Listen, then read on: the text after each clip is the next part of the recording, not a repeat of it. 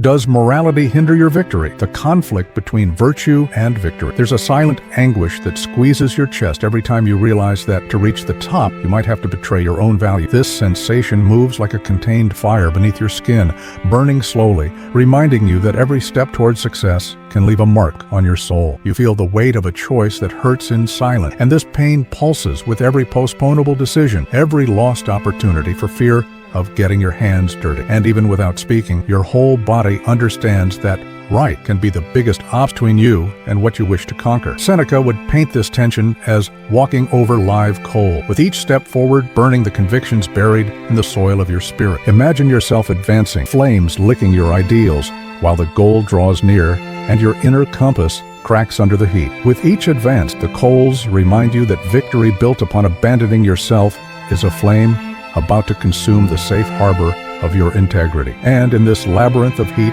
and fear, the mind seeks an exit that leaves no deep scar. Epictetus whispers to us through the centuries that it is not the acts themselves, but our judgment about them that enslaves us. The morality you carry can be your ally or your prison, depending on who defined it first. Is the weight of this judgment truly yours, forged by your own inner compass, or a set of rules inherited from voices that never dared to cross their own fire? This doubt echoes within you, challenging every conviction that seemed unshakable. To what extent do you allow what should be to prevent what can be done? This question reverberates like a drum in the silence of your conscience, calling you to face the exact point where virtue transforms into shackles and victory slips through your fingers. In this encounter between flame and shadow, the true challenge is born to discover if it's possible to win without sacrificing the brilliance of your soul. 1. The hidden wound of I can't. There's a somber guilt that settles in the silence of your chest every time you refuse an advantage because it's the right thing to do. You feel an invisible weight gripping your stomach, a faint knot that tightens with every breath, reminding you that a part of you was left behind while the world moved forward. This feeling echoes in every shadowed opportunity you allowed to pass, carrying with it the sensation of power forged by your own inner judge. You secretly experience the shame of someone who dreams big but self-censors even before trying. It's as if an ancient voice whispers in your ear that nothing is worthwhile if it's not impeccably clean of flaws, and under that whisper, you swallow your own desire. The mind creates walls before the first step, and each time you watch someone advance, the emptiness grows, reminding you that renouncing the game comes at a painful price, your own confidence. Behind this pang of conscience, a deep desire for belonging and recognition pulsate. You see yourself wanting a place of honor, a look that confirms your worth, but you recoil from the I can't, crystallized by internal pattern. Often we renounce the chessboard to avoid displeasing that voice which judges every move, and in this renunciation, we let slip the chance to prove the strength that lives within us. And in recognizing this wound, a spark of courage emerged, the perception that without crossing the fear of I can't, there is no victory that can heal the loneliness of your own silence. 2. The misunderstood Stoic, virtue versus inertia. There's a profound misconception when we confuse integrity with immobility, as if staying true to one's principles required remaining silent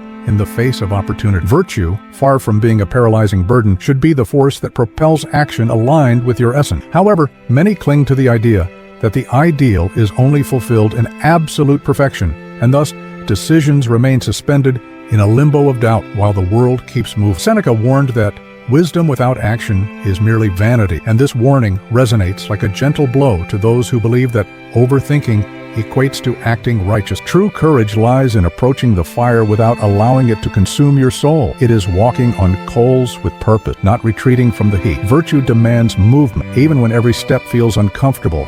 For the ground of integrity is firmed by the touch of one's own feet, not by inertia, consoled by a clear conscience. The key is to find, for each contact, the honest way to move forward without abandoning yourself. It's not about giving up your values, but about seeking creative paths that translate that virtue into concrete action. When you understand that genuine coherence combines reflection and boldness, the inner strategist awakens, ready to design routes where principle and progress walk side by side, firm in the same direction. 3. Breaking expectation, moral complacency as a trap. In every hesitation to act, there's an instant when you pause to weigh your choices with an inflexible internal ruler, and this instant prolongs itself until it becomes a prison. You find yourself plotting every step so carefully that by the time it's time to move, it's already too late. This toxic cycle of self-criticism paralyzes you even before you take the first step, creating a labyrinth of what if, where action silently fades away, leaving only the echo of the fear of failure. It's like trying to cross a river by measuring every stone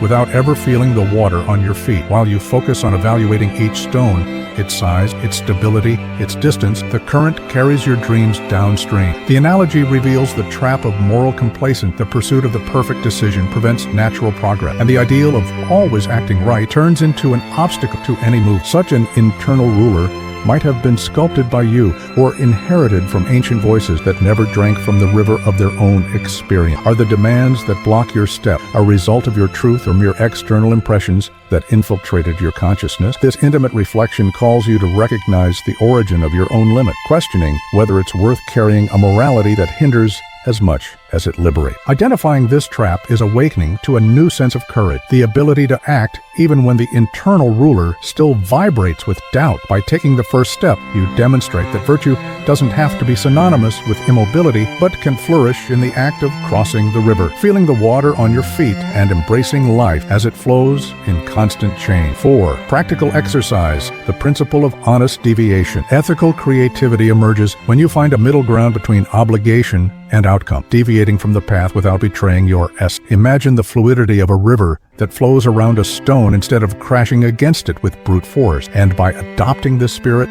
you apply the honest deviation, an inventive gesture that achieves the goal without renouncing your principle. In this movement, the mind opens to solutions beyond the binary of right and wrong, revealing silent shortcuts that respect purpose without succumbing to moral rigidity. There was a businessman who needed to adjust a contract without lying, redesigning clauses to balance client expectation and protect his reputation. He didn't abandon transparency, but realigned terms, using words that reflected the same truth in another form. The result transcended the initial agreement. It reinforced mutual trust and demonstrated that integrity is not the enemy of flexibility, but its most powerful ally. This story reminds us that every honest deviation doesn't dilute morality, but strengthens it by proving that it's possible to move skillfully within ethical boundaries. At the end of the day, quiet of the room before sleep, your mind reveals subtle decisions made under the faint light of dusk. Revisiting these choices and identifying at least one honest deviation created that day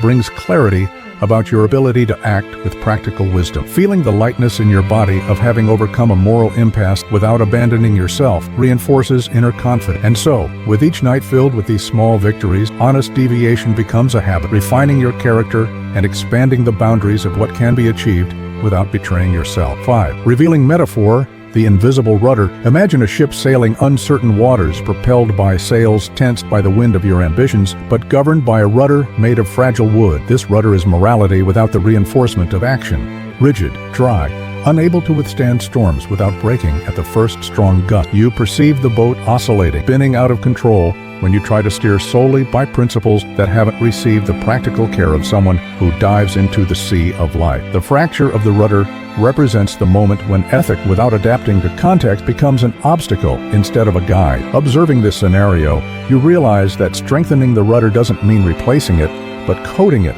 with the fibers of experience and courage. It's nurturing morality with bold gesture, reinforcing values through daily practice, allowing each honest decision to add layers of resilience to the rudder. When the water hits hard, it's not abandoning the inner compass that saved, but the ability to adjust the helm with firm hand, knowing that the axis was consolidated in small acts of faith in one's own integrity. And now, facing this ship that is yourself, a question echoes in the waves within you. How can you strengthen the rudder so that it steers your ship towards victory without hiding below deck? In this gentle questioning, you find the invitation to reinforce, step by step, the union between what you believe and what you do, ensuring that no wind, however strong, has the power to subvert the course charted by your own truth. Forging the integral strategy. Seneca reminds us that virtue does not demand the sacrifice of efficacy, but rather the courage to act. And these words now sound like a gentle clarion call deep within your soul. Honest victory is born when every step is taken with integrity, without denying the power of purpose or succumbing to the weight of convention. In this balance, triumph ceases to be a distant trophy and becomes an expression of the inner strength you cultivated by strengthening your invisible rudder. Cicero reminds us that true greatness lies in conquering without corrupting the soul, showing that the most lasting victory is one that leaves no scars of regret. Every honest deviation, every courageous choice, every advance aligned with your values builds a silent legacy, solid as foundations erected on firm ground. It is on this terrain of coherence that you build your inner empire, unshakable in the face of external storm. With each sunrise, renew the pact with yourself. May today's actions reflect the dignity you wish to preserve tomorrow. When you feel the warmth of choice tighten your heart, remember the ship sailing through the sea of life, guided by the rudder strengthened by ethical commitment. And then, facing the entire chessboard before you, ask yourself, if the world offered you the throne without demanding your soul, would you take the first step?